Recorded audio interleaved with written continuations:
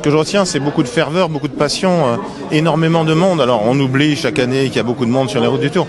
Mais comme quand beaucoup de personnes vous disent la même chose, du départ évidemment dans le Nord, en Normandie, qui était si heureuse de revoir le Tour, la Bretagne, le Massif central, les Pyrénées, partout, jusqu'au Ventoux, et maintenant les Alpes qui arrivent, énormément de monde, beaucoup de jeunes, et puis des audiences à la télévision qui correspondent au monde qui est au bord des routes, c'est-à-dire tout à fait remarquable. Voilà, je retiens ça. Après, je retiens aussi évidemment d'un point de vue sportif la domination, jusqu'à ce jour, très forte de Tadej Pogačar, mais la volonté de Vingegaard de tenter de se battre encore. Alors le Tour des Français, oui, on craignait de ne pas avoir de victoire d'étape et on l'a eu quasiment le plus beau jour. La victoire de Valentin Paré-Peintre au Ventoux, elle est formidable.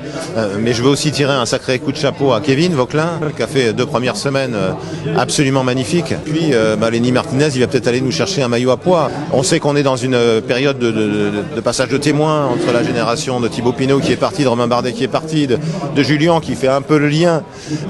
Mais il y a beaucoup de nouveaux et jeunes coureurs qui vont briller demain, j'en doute pas, mais qui sont déjà là aujourd'hui. Paul Sexa, c'est une pépite assurément. Maintenant, il faut faire très attention de ne pas l'abîmer, cette pépite, il faut le laisser grandir. Moi, s'il n'est pas là au départ du Tour 2026, j'en voudrais à personne. Pauline Ferrand-Prévot, elle a tous les dons. Je pense toujours que le prochain Français vainqueur du Tour sera une Française.